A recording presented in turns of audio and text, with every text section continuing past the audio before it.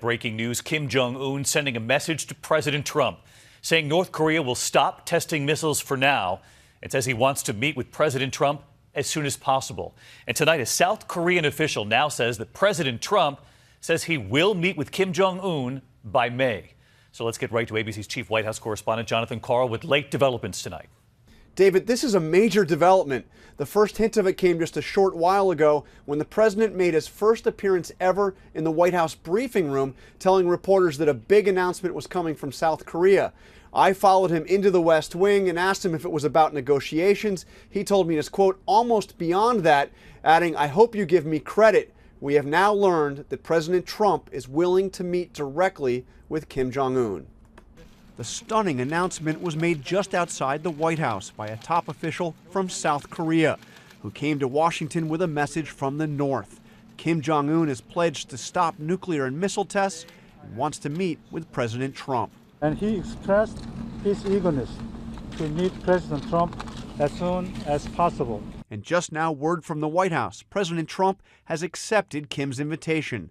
The two leaders have traded fierce threats and insults for months. North Korea best not make any more threats to the United States. They will be met with fire and fury like the world has never seen. As Kim ramped up his nuclear test, President Trump dialed up the rhetoric. Little rocket man. But today, what looks like a breakthrough, the meeting to happen by May. And North Korea is said to understand U.S. troops will continue joint military exercises with the South. The announcement comes just hours after President Trump signed a big and controversial new tax on steel and aluminum.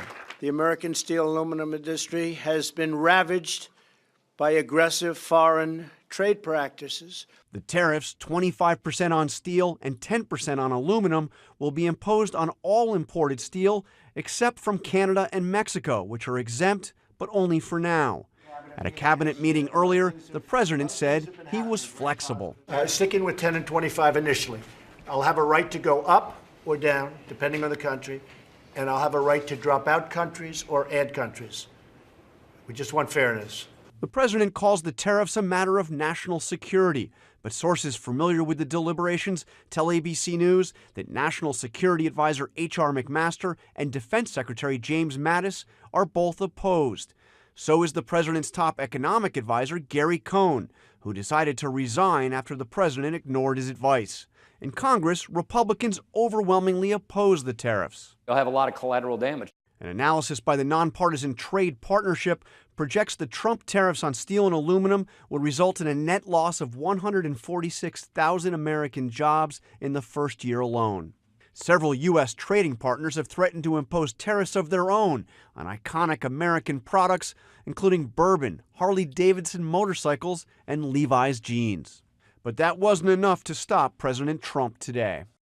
So let's get to John Karl live at the White House. A lot to break down with you, John, tonight. These tariffs don't go into effect for 15 days, and tonight an all-out effort underway, we should point out, from many Republicans included, to try and stop this from happening. Absolutely. Senator Jeff Flake, Republican from Arizona, is going to challenge this on the floor in the Senate, trying to block him that way. And you can be sure, David, there will be legal challenges to this as well. John Karl on both breaking developments tonight for us. John, thanks.